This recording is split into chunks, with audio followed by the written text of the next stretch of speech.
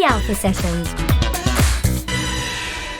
Hello, welcome to the Alpha Sessions. We have George Bone. How you doing? Yeah, not so bad, not so bad. It's been, at least when we've recording this, it's been a lovely week so far. Okay. And yeah, super excited to be here. Thank you so much. Good. I'm excited to have you here. So your first song that you are about to perform is Valencia. Yes, you're right. If I'm right, this was inspired by a trip to Spain. Yeah, so I mean, it makes sense, it's in the title, but it's my first solo single that I had out as an artist, and in September of 2023, my mate who was studying out in the Berkeley College at Valencia was like, "Hey, do you want to come over for the weekend? You can stay in my uni accommodation that was there, plus gorgeous weather." So I said, "Why not?" Ultimately, and at that point in time, I just sort of split up from a partner of about 3 years and a week. The week is the most important bit. I was going to say, yeah, 3 years. Yeah, and a week. don't think too hard into that. But yeah, so we went to the Mediterranean coast there, and it was absolutely pretty. It was so gorgeous. And he had a flat on the top complex of this apartment complex, and there was a sort of Berkeley house party going on that night, and we went up to the roof, and on one side of this roof was the sort of beautiful old town lit up, so pretty, and then the other side was the Mediterranean with all the bars and clubs, but also you got the sea. It's so pretty. And then there was just me sort of having my sort of moment of being like, oh, when I would love to have someone to share this experience with me, but no. So I wrote the song, or rather the chorus for the song, the next day, and finished it with a brilliant songwriter called Ria Hanley. And yeah, we finished it quite quickly after that. And then for promo, I went back to Valencia about a year and a bit later to sort of do some shots for it. And yeah, it was one of my favourite singles that I've ever written, because it was just so situational. One of my favourite that I've ever had the joy to produce. So yeah, it's funny that, because I mean, you're saying this, it's very much like I can relate to this 100%. Like when I was about 22, I was out of the music scene for about 2 years basically. I'd just gotten out of a relationship, very different situation. Yes. Mainly because he was abusive, so it wasn't. Ooh, okay. And he cheated on me. Ooh, okay. And it was my birthday. Ooh, okay. So on my birthday, my housemates took me, not to Spain, unfortunately. That would have been great. That would have been great. Yeah. And I just looked at the fireworks, because there was fireworks happening that night for some odd reason. We looked at the stars on the seafront, because I was in Brighton, and the entire time you just kind of think, you can't help but not fully be in the moment and enjoying it, because you're still you feel like something's missing, because your head's still in that space. Yeah, right? I think your experiences out of life are determined mainly by what led you to have those experiences in the first place. You can't. For example, if you're a football fan and you're going to a big final or something like that, you can't then go to that game without them realizing we've had so far of a journey to get here in the first place that it's not just a game. So even when you're watching fireworks on the seafront with friends, you can't then sort of look back and realize it's not just a singular event that I'm going to. It's something that has sort of pushed me to this place, this time, this location. And the way that I sort of talk about songs, especially in a live context, my favorite go-to phrase is, if you can relate to this, I'm sorry. And yeah, if I'm so glad you had something to sort of put it to similarly. But. Yeah, but it's what I was going to segue into there is that it's odd that with that situation, I got back into music, because music oddly helped me. Good. Which is we forget sometimes how therapeutic it is. I think mostly because when you pursue it as a career, you start to forget that it was there in the first place to make you feel happier and to make you feel more content. Yeah, I mean. Writing songs, I guess, is a cheaper thing to do than going to therapy. Yeah. But also, on a serious note, it sort of acts as a conduit to things that you can't necessarily say to friends or something like that, or say to friends openly, that you're not then willing to monetize afterwards. And it's, at least for the moment when you're in that zone writing it, it's the sort of only thing that matters, really. It's what you're thinking in that moment that inspires the song. But then again, it's all of the moments that led up to that. Like, I think the second verse has the lyrics, thinking of you for a while, seeing lovers everywhere, am I wasting all this time picturing you in every square? It's like, who are you picturing? Like, why do you want to be there in the first place? It's all of those experiences that lead up to the creation of that lyric. And I may be thinking too far into my own lyrics, but it's nice to think about it in a series of sort of branching timelines which bring you to this to create what is ostensibly your legacy, your artwork. And it's funny you mentioned lyrics in your song and how they very much like relate like deep down to you. But like, I feel like I've read this somewhere before. You've said that you're a chords first, words I am, yeah. next kind of guy. I think the reason why I say that is because I like giving myself a framing platform in which to work in. Like, if I know that I'm going to be writing a sad song, then I will sort of plonk out relatively sad chords instead of sort of like plinky plonky sort of happy chords. Like, I think the best way I describe it is like, I'm a video game nerd. Like, there's something called forced creativity, where basically you're forcing yourself to work with the limitations of like the hardware that you had. Like, I think the Silent Hill games. We will get back to music in a bit. The Silent. No, go on about Silent Hill. That was my favorite. Silent Hill 2 was my favorite game as a child. Firstly, incredible. But secondly, Silent Hill, like, they had loads of fog to obscure the fact that the draw distance was really, really short. Yes, and I think that's the way that I work with music. Like, if I'm then putting myself in a thing of like, okay, this is a sad song, I'm going to put like relatively sort of sadder progressions together, then it makes me think better in that zone, and then my writing is a lot better. Whereas if I'm just sort of like looking from like a notes pad of lyrics that I think work well and then sort of force them together, then it's not really me feeling it in that moment. It's more of me putting together what I think works well. And it's a very sort of, it then becomes a very incomplete jigsaw puzzle. Whereas if you know the picture that you're going to be painting, it's a lot easier to get out the colours to paint it, if that makes sense. That does make sense. It's oddly, I relate to that too, because when I was doing music, it was more like, I was more of a producer, so obviously I'm more chords first, words next kind of gal. But also it's because also because I'm dyslexic. Words are the last thing I think about. So chords first is definitely easier. I think also it's just like, it was weirdly easier for me to portray my emotions in things that aren't words. Whether that's a part of the dyslexia, I haven't really thought about before. It could be. It's like I think it's very similar with people who are like synesthetic and stuff like that, where they sort of like feel different colours and feel like emotions more acutely than like other people do, and relate those to specific things. I think that's.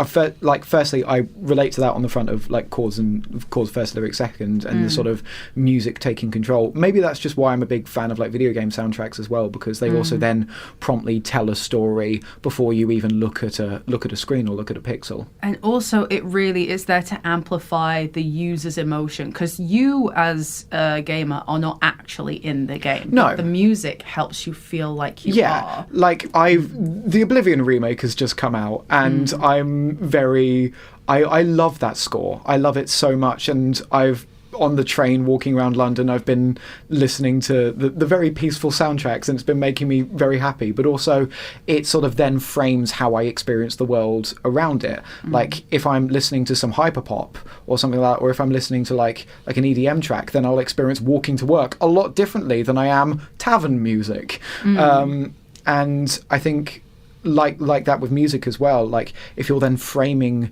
the way that you hear things, or even like experience things just generally in a different way, then you're then sort of putting yourself to focus on a different part, and then sort of creating different art from that. If that makes any sort of sense. That really does. Yeah, it really does. Anyway, I'm going to segue into you, because eventually you're going to have to perform. This is Valencia, and we'll see you guys back in a couple of minutes.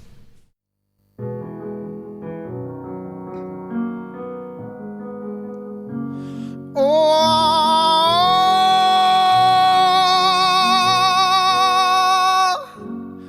don't wanna wake up dreaming days for two. I wish I'd fallen in love, 'cause I got a plane ticket just for you. I tell you I've been feeling so alone, and I've been trying to do it on my own. But everywhere I go with you, be home. Everywhere I go, and I wish I was in Valencia with you. The sun is shining, we got nothing left to prove. You turn my skies into golden from my blue. Be the one to stay, we could get away. Find a bar with you where we could spend the night, drinking wine and hear the breaking of the tide. I'd spend the evening with you staring at your smile, and you would hit my heart out here in Valencia. Thinking of you for a while, seeing lovers everywhere. I'm not wasting all this time, picturing you in every square. I tell you I've been feeling so alone, and I've been trying to do it on my own. But everywhere I go with you, be home. Everywhere I go, whoa, I wish I was in Valencia with you. The sun is shining, we got nothing left to prove. You turn my skies into golden from my blue, and be the one to stay, we could get away. Find a bar with you where we can spend the night, drinking wine and hear the breaking of the tide. I'd spend the evening with you staring at your smile, and you would hit my heart out here in Valencia. Oh, yeah, yeah, yeah. Whoa, in Valencia, yeah, yeah, yeah.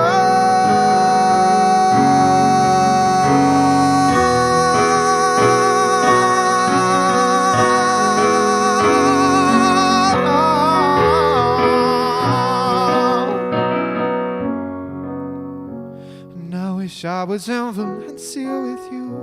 Sun is shining, we got nothing left to prove. You turn my skies into golden from my blue, and be the one to stay, we could get away. Find a bar with you where we can spend the night, drinking wine and hear the breaking of the tide. And spend the evening with you staring at your smile, and you would hit my heart out here in Valencia.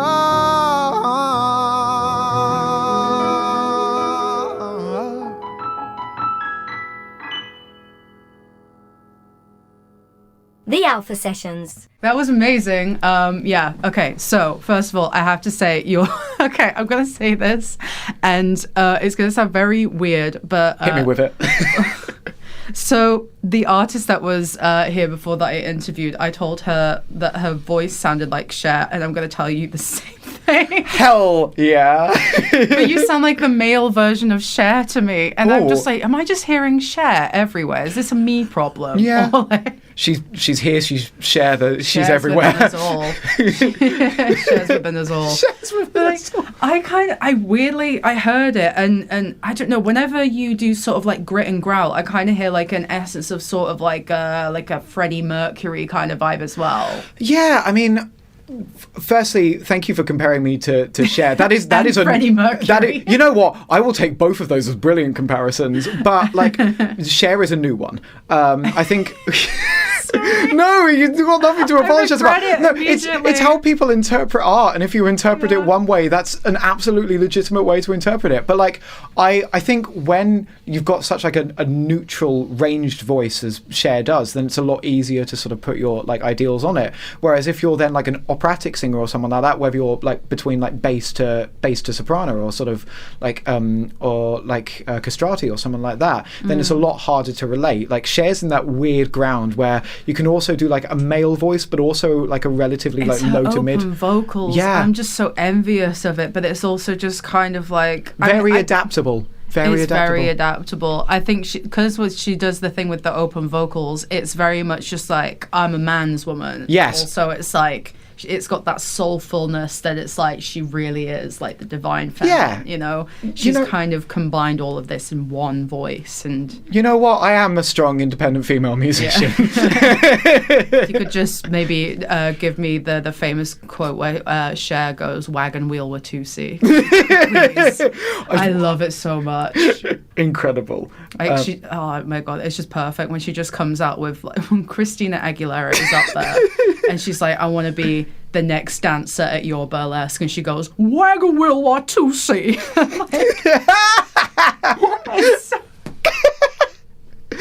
It's so good. You need to include that in your set. Firstly, incredible. Secondly, has it been a long day? Has it been a long day? Just a little bit. Oh God, no! Because like now I'm gonna think about the fact that like your next song you're gonna perform is "I'm Broke." I'm broke. Yeah. Was that after a long day, perchance? Yeah. So, like, it's not out yet. I don't think even as this was released, it's not out yet. It'll be out in September this year. Okay. But it's more of like a mellow sort of Midwestern Jake Minch style track. If you haven't heard of Jake Minch, he's absolutely incredible American guitarist and vocalist. Relation to Tim? No, sadly not. No, but wouldn't that be cool? Yeah. He's like this very sort of like, not necessarily emo, but sort of like long-haired, in my feels guitarists. Tim Minchin could also be that, but different nationality entirely. But yeah, so like I wrote it at the start of 2024, and like as a musician, I think, like musician to musician, I think we all have those moments where we're struggling with a sense of not only identity but sort of belonging, really, and a load of other things had sort of circulated in life where like it had been 2 years since I'd finished my master's and still not in like full-time like work, and doing loads of part-time things to sort of manifest a full-time career, really. And so you have a lot of time in your fields and therefore a lot of time to sort of make art from that. And I think 9 times out of 10 it just comes out as you being a sort of bit whiny, but one time it's then sort of like a nice little thing which then focuses on healing and moving from that position, rather than just sort of, oh, I'm feeling like this is sad, or woe is me, I've got nothing that I can do from here. I'd always want the tracks that I write like that to be constructive. I mean, even the lyrics for the chorus are like, I know I'm broken, I hate it, and you hate it too. So when you decide that you leave me, I can't just blame you, because I know that there's work to do. And there's sort of like that sort of turn just to be like, okay, you can clearly see there's a horizon on the end. Just work towards it, even if it's a bit of a long road. And even if you're suffering now, like there will be something so much better towards the end of it. Yeah. I like also like, I don't know, I feel as though like the music, any arts career actually, I'm not just going to say music. I think like any arts career, it's kind of like weirdly turned into a gamble now. Yes. Yeah, but it's like you're a gambling addict. Yeah, I mean, you're so far deep that sort of like what's it worth betting on red again and it coming up black? Exactly. But also, I think, unlike gambling, you do have a fun time while doing it.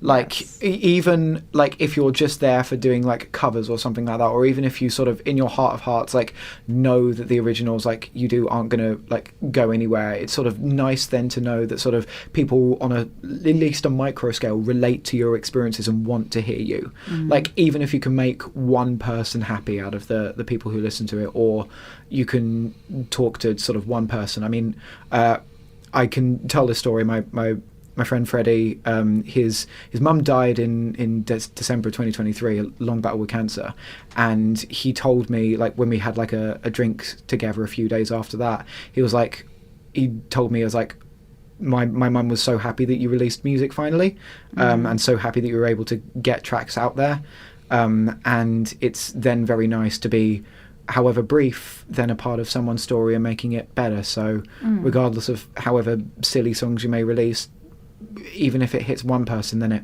hits real hard. I think someone told me a theory about your audience and who actually matters within it. Not to say that, like, if you had maybe, I think it was like the 1,000 fan... Yeah, the 1,000 fan theory is like, if you get a solid 1,000 fans, then you're set for life sort of thing. He told me something as like added on top of it. Okay. So he said like if you had 1,000 fans, you're like set for life. Yep. However, within that 1,000 fans, the original people who were there from the start, like the 1%, I think it was, they're the ones that actually like deep down emotionally matter. Those are the ones that are kind of like the fans for life, no matter what. Yeah, they're the people who are sort of friends who have been with you for every gig and stuff like that. They're the people who you know will get tickets, not necessarily because like maybe they have the money to at all, but they know that like almost like they can see the vision. Like they're, not to use like business terms, but they're like the early angel investors and they know what they're getting into and they're really happy to see you succeed. Like, and I'm so glad that at least in my own friend group, I've got people who can do that, and I'm really happy to be in that position. Awesome. I'm also going to just take this as an opportunity to get into our next song. Yes. I'm Broke. Okay, we'll be back in a couple of minutes.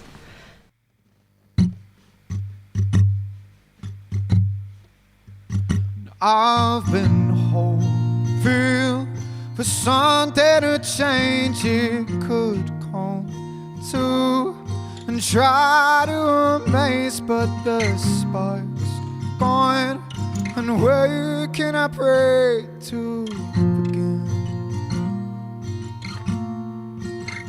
It's been 2 years of personal fixing, but still I'm not making a difference. It breaks me to know that I never fit in. 'Cause I know I'm broken, I hate it, and you hate it too.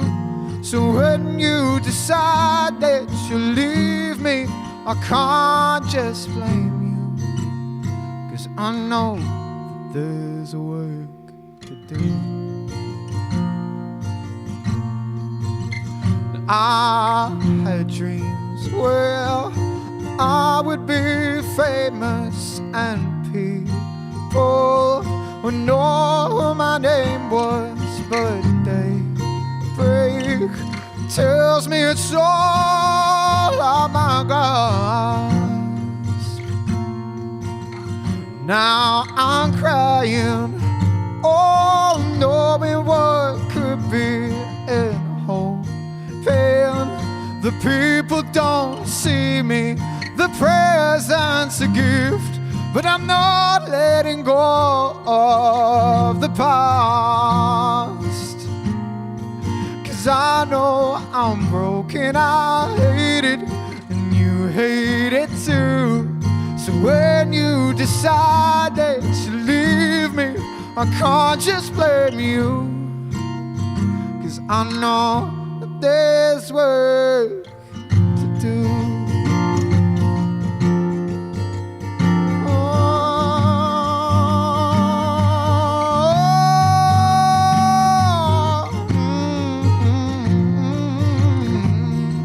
And I know I'm broken, I hate it, you hate it too. So when you decide that you leave me, I can't just blame you. 'Cause I know there's work to do.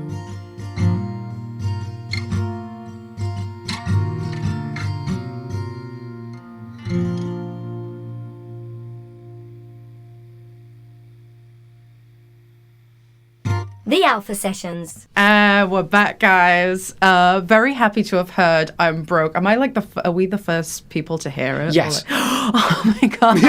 That's so cool. So what you heard was basically we're in mixing and mastering phase at the moment, but Okay.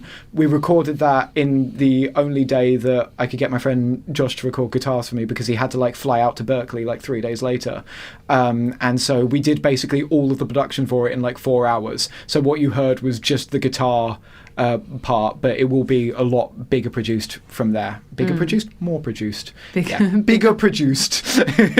But yeah, it's coming out in September, and yeah, I'm so excited. I'm looking forward to that. Yeah. I'm looking forward to hearing like the final version. Although I hope you don't change much with it, because that sounded like perfect. Oh, thank you.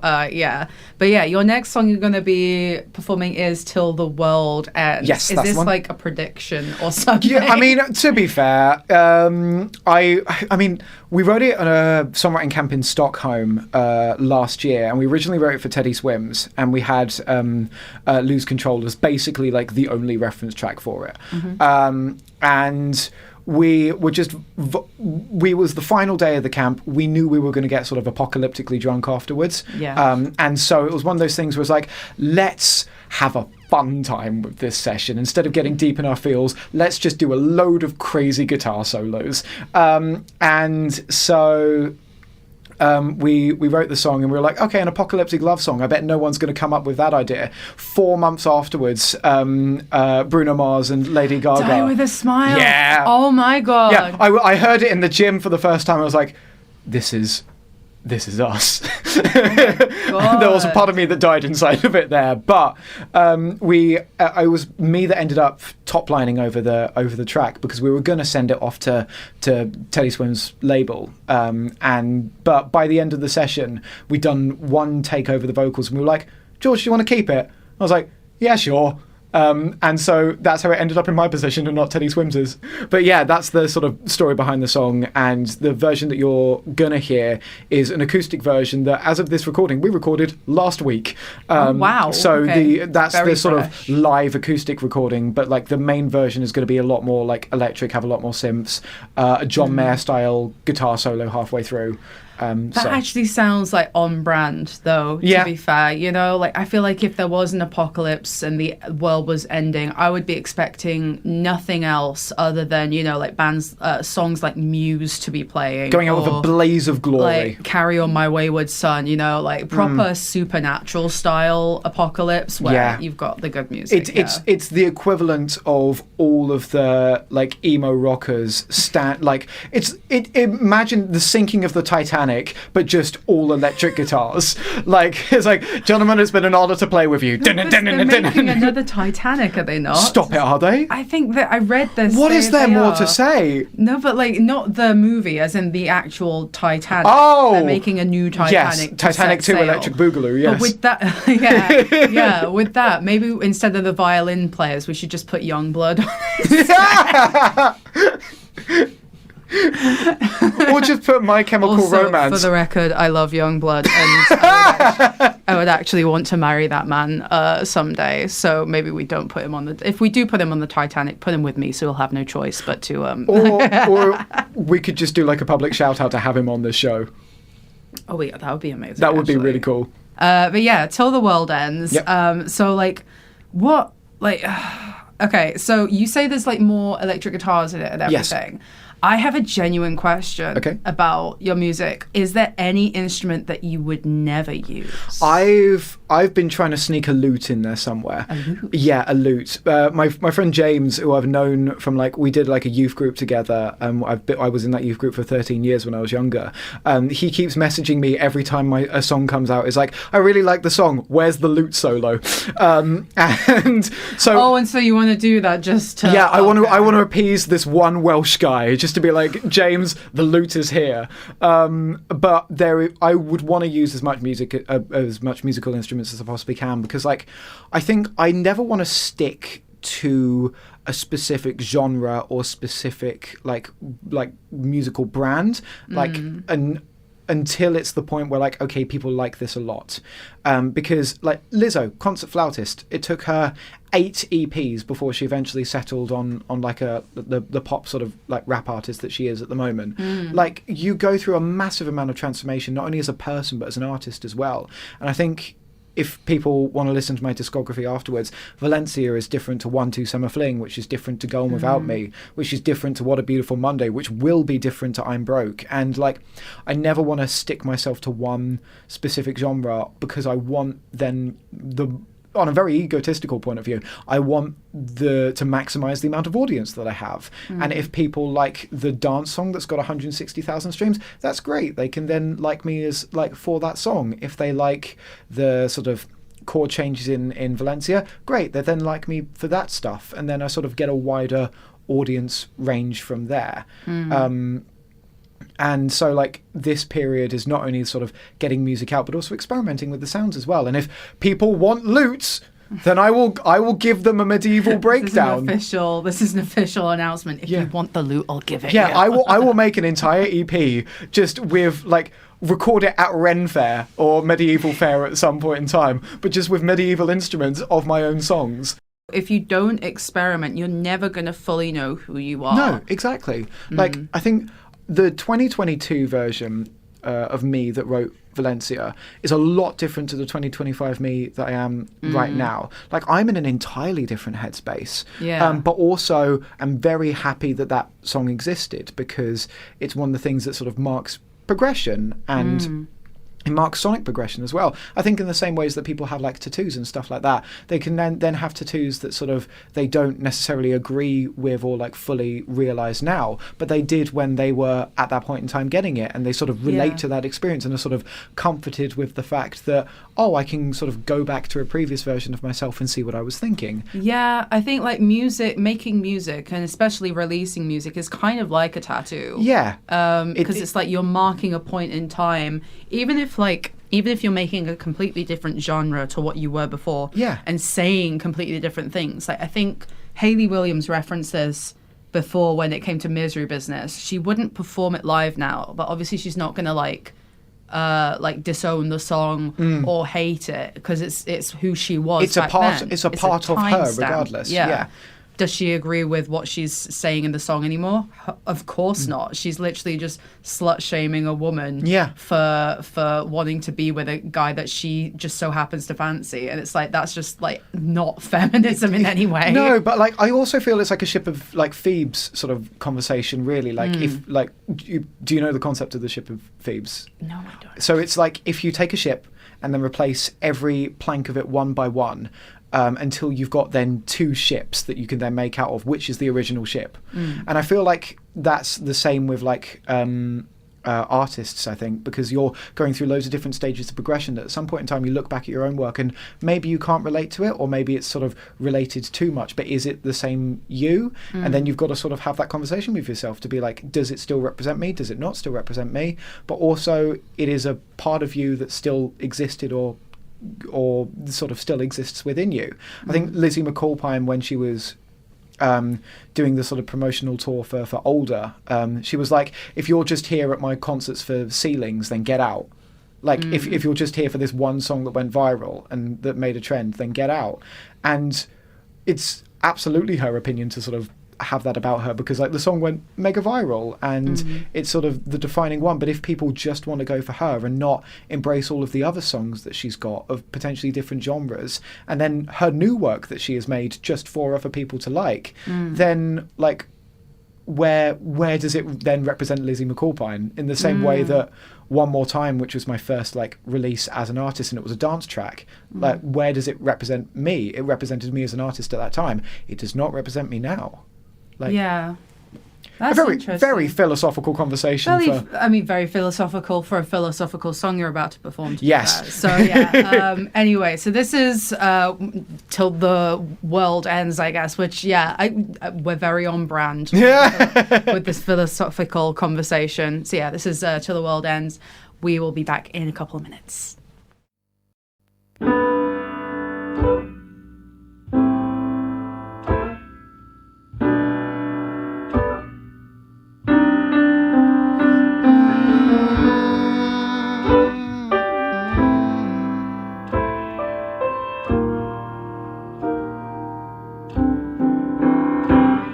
If we all fall apart, nothing can grow. If everyone dies, I hope we'll last to go. If the temperature rises and the world goes to war, if the aliens get there and you love them more, running on empty, got nothing to prove. me in you. So just love me, hold me in your loving arms tonight. Even though it ain't right, won't you love me, hold me till the world comes down. When the black holes appear and they swallow our soul, all the world will get clearer when I'm blessed to go. If the corners are stuck, we'll be up round the plank. If I get caught, will you just run away? Will you love me, hold me in your loving arms tonight?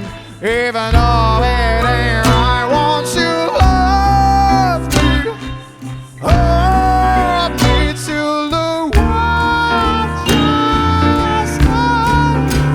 Oh, won't you love me, hold me in your loving arms tonight? Even though it ain't right, won't you love me, hold me till the world just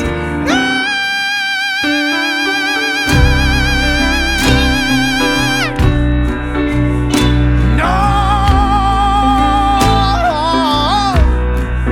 till the world just stands. Oh yeah. No, running on empty, got nothing to prove. The world fell apart. The Alpha Sessions. Oh my god. So I've enjoyed this chat so much with Pleasure, you. thank you so much. I've enjoyed the philosophical stuff. I've enjoyed just chatting about being an artist in general. I think, yeah, like, you've opened my mind, man. And like great performances. Like genuinely, I think you. there's no flaw at all. I mean, there's no flaw in a lot of people that come here. I'm just gonna They're all say really good. They're all Like, really good. But yeah, I just think like first take perfection, you know. Oh, bless you. Thank you so much. Is there anything we can look forward to? Yeah, so Till the World Ends, which is the song that you just heard, is coming out in mid-June. I'm super excited about that. But it is coming out the day after my first ever headline show at Folklore in Hoxton. Two amazing artists who have been here before, Eliza May and Emily Fields, are going to be supporting me. It's going to be an absolutely incredible night. And if this comes out before the show, tickets will be still available, I'm sure. And you wish you were there. Yeah, you wish. If it comes out afterwards, haha, suck it, you missed it. But no, I'm Broke comes out in September, and I've got a Christmas song coming out in November, which is going to be on a TV advert coming out later in the year. That is so cool. Yeah. Oh my god. Sorry, drop mic at the end. Yeah. This was about me. Boom. Yeah. Thank you so much. It's been a pleasure, and we'll see you around, guys. Absolute pleasure. Thank you so much. Bye. The Alpha Sessions.